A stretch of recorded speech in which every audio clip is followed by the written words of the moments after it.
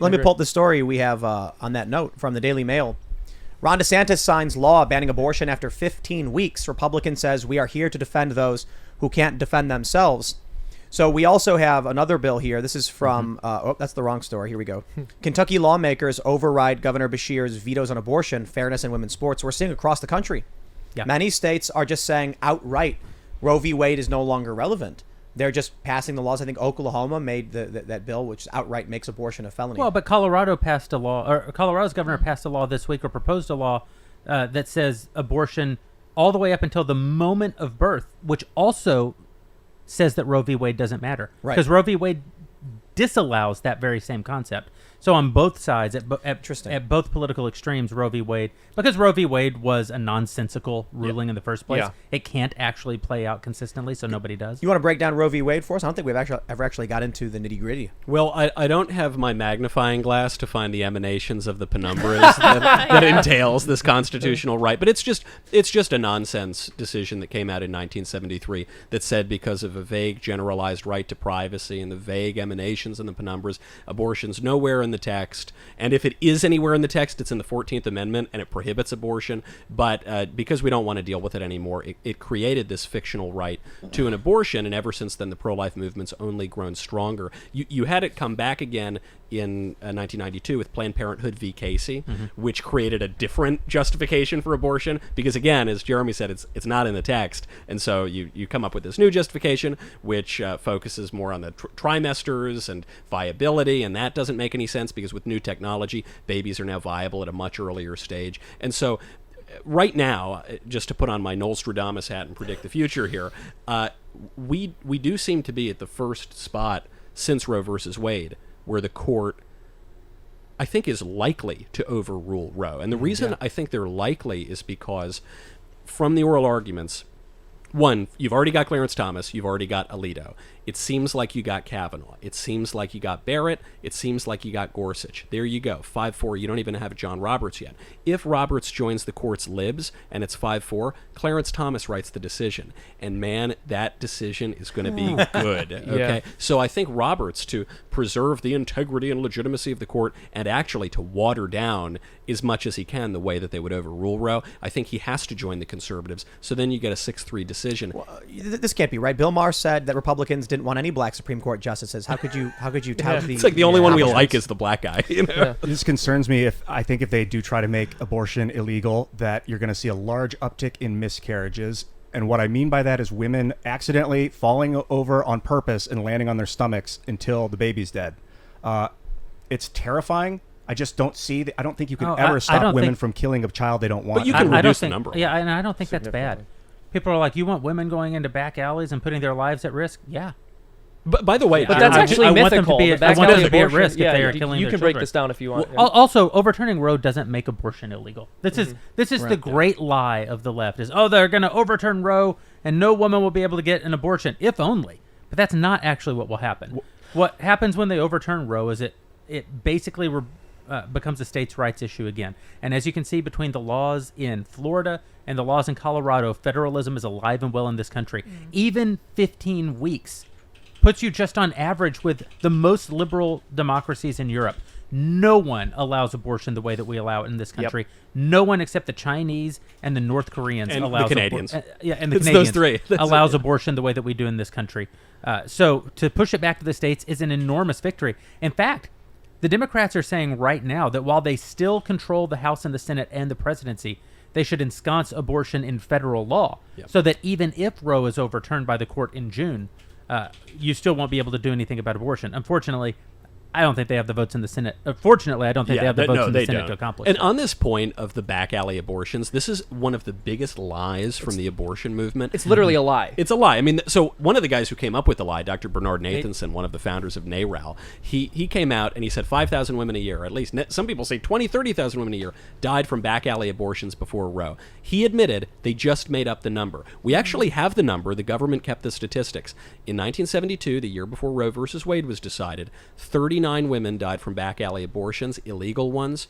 24 women died from legal abortions. And what's even crazier is when you look at the breakdown of states where abortion was legal versus illegal, your likelihood of dying in an abortion was basically the same, whether it was legal or illegal. That was in the early 70s. It would be obviously much lower now. Yeah, so we actually did an educational breakdown of this for a Freedom Tunes video a couple of years ago. But basically, in the 1930s, you had something like a bit over 2,000 women who had died and been counted statistically as deaths from abortions and miscarriages. But that number decreased significantly after the advent of the widespread availability of penicillin. It was an issue of women not getting antibiotics. Yep. Take a look at this comic. I saw this recently. I think I saw it earlier today on Twitter. But can we pull that up? There you go. Yeah. Red states to blue states. The next refugees. Women. What they fail to ever bring up in this conversation is how many women are pro-life. Mm-hmm. Like I believe the majority of pro-life people in the country are female. Yes, right. And this is huge because the left never got the cultural shift that they wanted after Roe v. Wade. So as you mentioned, 60 million unborn children have died. Of course, that's not enough for them. They would rather that number was much higher. And when you look at how long ago the Supreme Court made its decision on the question of homosexuality. That was, about 10 years ago. And look where our culture is now. I mean, we've taken that almost to its furthest extreme, but not quite yet. It's very unpopular to say anything against gay marriage. It seems a large percentage of the population believes in it. But if you look at the abortion decision, this is 50 years ago, and still half of the population is adamantly against it. I bring this up with New York. They recognize 31 different genders, but by law they recognize any possible gender, and gender identity is defined as essentially self-expression. So when the arguments first come for gender identity protections, everybody says we know what this means and what the intent is. There's a famous story about when they outlawed public drinking in New York, that one of the city council members or whatever said, "Let this law never be construed to say a construction worker can't enjoy a beer with his lunch." Sure enough, that's exactly what it means today. Yeah. So in New York, when they say we want to protect trans people, we all say we totally understand that. We don't want people to be discriminated against. And then what happens is the law is tested, and someone will say it says self-expression. That's how you defined it. I hereby challenge this and say my self-expression is that I can wear a clown costume into work or a fursuit or something. There's an abortion tie-in here too. One of the main drivers of transgenderism in the culture is that second abortion case, Planned Parenthood v. Casey, in which the romantic poet of the court, Anthony Kennedy, said that at the heart of liberty is the ability to define our own concept of existence, of the mystery of life. Scalia mocked it as the sweet mystery of life passage. I don't even have to say this.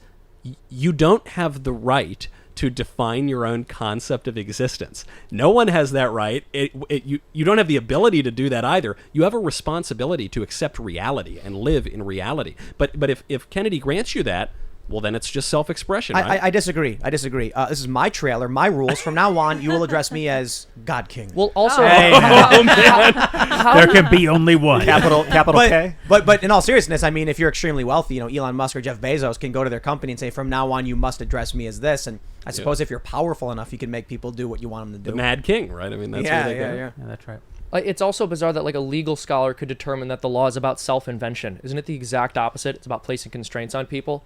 I think you can define reality the way you want, but you're subject to the consequences. You can say that there's a rock right there, and I can go hit the rock, but it's Tim, it turns out, and I'm going to suffer but I might still psychotically have defined it improperly. That's still my right as a human being. I know this is my big problem with the whole conversation about transhumanity at the moment, which is if a man says that he's a woman, he legally is a woman. If a man says that he's a carrot and I eat him, they still put me in prison. It's awful. Well, There's discrimination. There's a better example is the man who filed a challenge to his age and said, if biology is self-identity, then I can identify as younger. And they said, no, you can't do that. So I've talked about this before, where I talked to several civil rights attorneys in New York about the limits of this, and they said the judiciary exists to interpret the law. If you tried to, say, pull a fast one or challenge to absurdity, they'll throw you out. I completely reject that notion. Yeah. That you could be a biological male, 6'3", 220 pounds, muscular, and identify as a woman, put on a dress, go to a court, and the judge is not allowed to mock you. The judge must accept you under the law. But If you put on a fursuit, under the same exact provisions in the law, you are protected. That the clothing you wear cannot be discriminated, the name you choose. So I am Vociferon, Herald of the Winter Mists. This is my identity. A judge can laugh at you then. I understand there is a distinction. The argument is that in modern culture, we recognize transgenderism as a legitimate issue, and we mock furries. But I reject the premise because eventually what we see is people will test the limits of the law, and eventually, in one generation or two, a judge will say, it does say that. Who am I to say no? Test the limits of not only the law, but reason itself. Like, I think of myself as a magnetic being, for instance. Not everyone has to say that agree. about you all the time. Thank you, You're Michael. so magnetic. You as well. Not everyone has to agree with me on a daily basis. Very And if I stray magnanimous. too far from reality's observation of what I am, they're going to think I'm a psychopath and put me in like a psych ward. So you can self-identify however you want, but you cannot bend reality. I don't know if there's an objective But how reality. do you do it then in practice? Because seems to be the middle ground that people try to find is, look, I don't care how you self-identify in your own mind, but just don't make me participate in it. But the whole point of identity is so that you can be identified. So we live in a society, we live in a political community. How on earth can you, unless you're just doing it in your basement at night, yelling to nobody, how can you have that right to a delusional identity and not infringe on my right to reality? I mean, I defer Jesus Christ. I believe he was a real man, and he truly believed that God was flowing through him, which it was, and people did not like it. And he was like, well, I have a choice to make. I can either denounce this and pretend like I'm not, or I can be honest and let reality do what it will with me. And depending on how truly you believe it, you have to make that decision. But the premise there is Jesus is God. Is God. We were told. I was told. I don't Yeah, know. I believe that. I don't know him, but I think he was. You for should sure. know I That think was you're that, God too. Ian, that was a very Trump flowing through answer. us. That was a very. I was told that. I was given that A lot of information. people are talking Quite about it. frankly, He's a I was great man, told that. one of the best. I just want to mention. I just want to make this point about this sort of self-invention and coming up with your own identity. My only question is, to even get to that place, how much time do you have to spend just thinking about yourself? No, Isn't no, that no. already really obnoxious? There are many people who, I can't remember who told us this story that someone in their class kept changing their identity. They didn't know. And 1 week they're like, this is who I am. Then a week later, they're like, no, my name's Owen now. And the next week, they're, no, it's Clyde. And it's just like, if there's no identity, then it can be anything at any time. And there's no legal definition. There's no legal distinction. Not it can to get- just be. Not to get too theological here, fellas, but teenagers do that all the time, right? Teenagers, that's sort of the definition of being 13 years old, as you try on new identities. I'm goth now, I'm a rocker or whatever.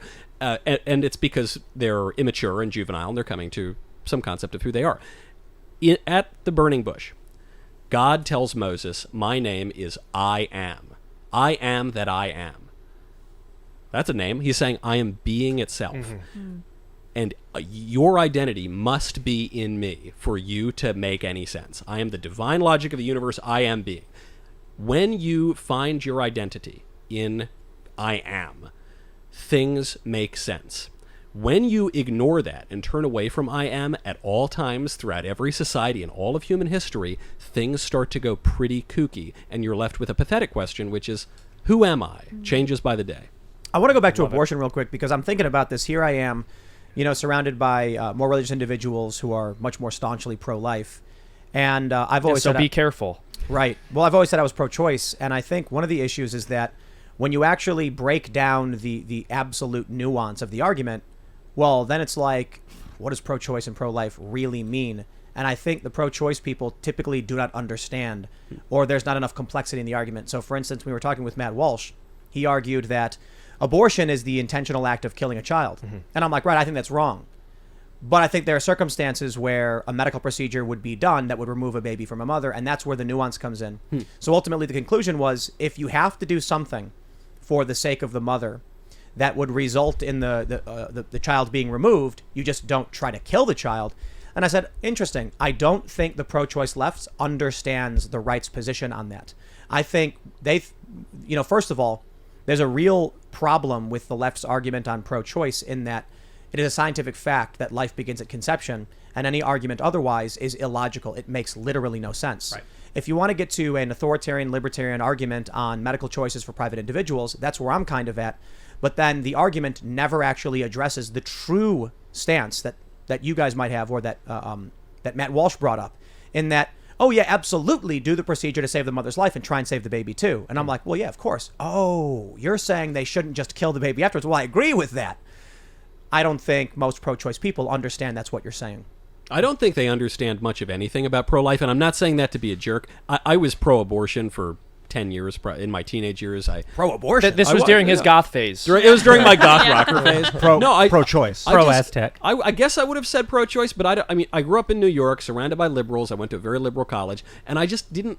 I just thought conservatives wanted to control women's bodies. I actually that's all I knew, and so I thought I'll cut taxes, but I don't want to. Pro-life. Used to be cool, man. What I happened? know. I was smoking doobies and stuff. I was like Elon Musk. But were you like Well, Elon yeah, Musk? well, Hold on. some like Elon Musk. And then I had a conversation with a woman bioethicist, and I made all these stupid utilitarian arguments as to, well, all the freakonomics arguments. Well, abortion, it stops overpopulation, and it lowers all these sorts of social pathologies. And she said, oh, okay, Michael, so which one of your arguments for, lowering crime and welfare dependency, which one of your arguments is not an argument for killing young black men in inner cities? You're just making it's the same argument, right? And I thought, oh, yikes, I don't like that. And I thought about it more deeply, and I realized, they're not just evil people trying to control women's bodies. Maybe there's actually something to this idea that a baby's a baby and we shouldn't kill it. I said it's a scientific fact that life begins at conception, and I just have never understood any logic in any circumstance, even when I wasn't listening to more pro-life nuanced arguments, that, I think was it Vosh who said, when he was asked by Charlie Kirk, when does life begin? He says, I don't know, sometime after birth. I think that's what he said. That's what he said. And I'm like, well, that can't make sense. Wild. I think of it as life beginning at conception, but at what point is it a human? We don't Well, it's know. not a giraffe. But It's not a platypus. it is a human life. The real question is, when is it ensouled? And the answer is, we don't know. It is possible that Yeah, we know. it is possible that we could discover that life does not begin at conception. I know a lot of people. Not that life does not begin at conception, which of course it does. Not that human life doesn't begin at conception, which of course it does. Of course it does. But that the ensoulment of a child does not begin at conception. The Bible is not clear about this. There's an argument for wrestling in the womb, and some pro-life likes to use that. But there's also the breath of life. I mean, there are real questions about. To the extent that it is unknown, though, what are we left with? We're left with the things that we do know. That life begins at conception. That the life conceived is a human life. That's what we can measure. That's what we can know. That's where we have to actually make our decision. And to the extent that those things are knowable and that we do know them, in my view, therefore, we're left with no other conclusion but to protect that life. That's a good point, Jeremy, and it raises the question of, all right, so how certain are you? What are you willing to risk? You 3% sure that you're going to kill 60 million babies? Right. But there's also, sometimes you'll hear the pro-choice, pro-abortion people say, well, in the Christian tradition, they actually had carve-outs for some abortions. And they always cite St. Thomas Aquinas, who's a very, very important doctor of the church. And Thomas Aquinas, it seems, at least at first glance, to be a little unclear on this question. Between what he considers to be, the first step of the baby being made, there's some period of time before the baby is ensouled. But it's based on really ignorance of Thomas Aquinas, because Aquinas is using Aristotle's physics. He's using Aristotle's understanding of biology. Not his fault, not Aristotle's fault. They didn't have modern sonograms. And so what they believed was that the sperm acted on the blood and produced a vegetative soul, but there wasn't really anything even resembling life until the quickening, and you had this distinct human being. And we just know now that isn't true. We know that the sperm and the egg come together, they cease to be what they were, and they become a unique human life, and they're growing. And so it's no knock on Aquinas or Aristotle, but by their own logic, life starts pretty much just right at conception. And also, if I'm not mistaken, the official position of the Catholic Church is that the person is ensouled at fertilization. I think it's the heartbeat, personally, because that's when the magnetic field begins to become produced. That torus. I think Jeremy hit the nail on the head. We're left with what we know. Life begins at conception. Every argument I've ever heard, and I welcome any more pro-abortion, pro-left, whatever, pro-choice, whatever they want to say, to have this discussion, because, I do feel it's like here's a pro-choice, onslaught, essentially. I mean, a pro-life onslaught. Scientifically, just what is life? A unique set of DNA, and I've heard all the arguments, and ultimately, you say, you mentioned, when does it? I can't remember. When can you discern that it's a human? Well, so the argument's been made a million times. If a person is brain dead, is it still a person? Is it still alive? Well, of course it is. And so there's the question of how many grains of sand make a heap. Sure, but there's still sand there. The process of creating the heap started when you began trickling sand, onto the ground. If we want to say at what point does it become a person, sure. At what point is it a human life? Since the beginning, when the process begins to create the human life. I like the ensouled question. If you look up the human magnetic field, Taurus, you see that the heartbeat itself is producing a magnetic field around the human body. I think that magnetic field's interaction with the Earth's magnetic field and maybe the solar magnetic field and even the galactic is producing this God consciousness. But isn't the soul metaphysical? Meaning, so magnetic forces are acting on the physical world. But isn't the soul, in order for it to be the soul and not to be the body, doesn't it have to not be physical? It has to be. I say of the soul that it's the intersection of the transcendent and the material. So to the extent that you're describing the material, perhaps, expression of the soul, that might very well be true. I'd be curious if the proto-heartbeat produces a magnetic field, which to our current question would be a really important one, because, the cells begin pulsating as a heartbeat before the heart is actually formed in utero, which is part of the whole kind of conflict about heartbeat laws, right? What is actually the heartbeat? But I think your magnetic field thing is actually really fascinating, and we should look and see if the proto-heartbeat produces the field as well. Okay. There's no, I really don't feel like pro-choice exists anymore, and I think it's become a shield for what is overtly pro-abortion. Yeah. And the reason is I grew up with a family that said abortion was wrong, but there are circumstances where it's not the position of the government to intervene in a private medical practice, and it becomes scary in certain circumstances. But we were a pro-choice family. We voted Democrat every step of the way. Yeah. And the conversation was always, it's a terrible thing that exists, but and nowadays that's not even the argument. The argument is women, who cares? Lena Dunham said she wished she had one. Safe, legal, and rare. Remember all that back in the Al Gore days? Not that long ago. And this is what's been Now happening. it's shout your abortion. Right, yeah, exactly. And you get an abortion, and you get one. And Lena Dunham said she wished she had one, and she was like, I do all this advocacy, and I just feel bad because I didn't. And I'm just like, did you see this tweet the other day? This woman tweets out a cake. Yes. And the cake said, "It's a boy," and then she crossed out the Y and wrote Urshan. And it seems like this was legit. And she said, look, I just had my abortion, and abortion is a really traumatic thing to have, and it's why you got to surround yourself with love and friendship all the time and celebrate it. And the question, of course, that naturally follows is, why is it traumatic? Yeah. If it's something to be celebrated, what's so traumatic about it? Well, kind of like working out is traumatic to the muscles, literally like you're inducing trauma so it can regrow stronger. I don't think the baby regrows stronger, right? I mean, what if she's speaking about it? She's speaking about it emotionally, right? That it creates a trauma. Is the idea that the abortion is an edifying thing, and therefore we should have a lot of them to get much stronger? That's right. This is a great conversation. It's philosophical, it's religious, it's legal. I want to focus back on the legal though, just for a minute, because a lot of people listening now know that the court is going to make a decision in June, and they may not know exactly where they are on some of these philosophical questions. They may be, persuaded by the Catholic view. They may be persuaded by the pro-choice view, or the magnetic view. The magnetic view. Oh yeah, I can go deep on that. But the legal question is what's before us, and what the left likes to do in these moments is to get people to hyperventilate with all these hyperbolic kind of statements about what's going to occur. So I think the key things I would want people to leave with are overturning Roe v. Wade does not make abortion illegal. Overturning Roe v. Wade gives the states the right to make abortion illegal. And I doubt that very many states would do it. Yeah. I doubt that very many even conservative states would go all the way to saying that abortion must be illegal in all cases.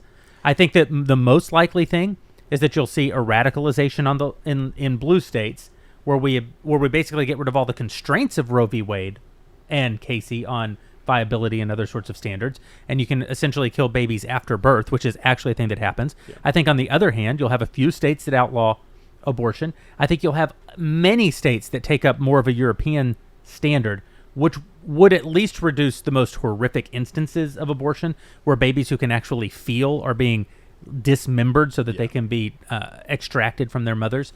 And in that world, the cartoon, Tim, that you put up with the refugees, well, I think that's an asinine statement that all women are going to... there actually will be more voting with your feet. There will be a further kind of balkanization politically of the country. I happen to think that that's a good thing. I'm really interesting. What I'm really annoyed by in all of this is that we've come to the point where in Virginia and in Colorado, it's like a full-term baby can be aborted, and it's just like that. This is why I say life begins at conception as a fact, right? Yeah. You can't abort a baby at 8 months because it could be taken out and just placed on a table and it will live. You're literally just executing it, and they call it an abortion. As soon as the conception occurs, there's a unique set of DNA, and that's all you really need. I accept that if we look at a single cell on Mars and say it's life, we can look at a single cell in a woman and say we have life. It's the argument pro-life people often bring up, that the scientific community says they found single cells here, and is it life? But they won't say the same thing of a human being. I accept the scientific reality of a unique set of DNA. The problem is, as I mentioned with my family growing up, the left's stance now is if you are pro-choice, you are on board with unfettered access at any point to some of the most disgusting procedures of killing babies. And I'm not talking about the right-wing perspective of, on day 2 of, a fertilized egg, you're killing a baby. I'm saying, imagine that you are a Democrat and the baby is, or Gosnell. He would deliver the babies and then kill them. There's a guy right now, Cesare Santangelo. Yep, in D.C. The story just broke. He's done this to at least hundreds of babies, probably thousands of babies. We're talking full term or nearly full term. In some cases, almost certainly were actually born first, and then he's killing them. He's the worst serial killer in America, and no one wants to say his name, just like Gosnell. Because the process of abortion the process of late-term abortions is they just kill the baby, which could survive on its own. That's right. And the other thing is, and Michael alluded to this, technology is part of this conversation. Yeah. Because the age of viability gets younger and younger and younger as we get better and better and better at medicine, at medical procedures. It's very conceivable that one day you'll be able to extract a zygote out from a woman and put it in some sort of pod and raise it up until it's able to breathe on its own and get a driver's license. So the question is, like, even if viability is your standard, what does viability mean? And they'll say, well, viability means when it can survive on its own. 2-year-olds can't survive on their own. Right. Thanks for checking out this segment from the Timcast IRL podcast. If you want to watch live, you can check out this channel Monday through Friday at 8 p.m.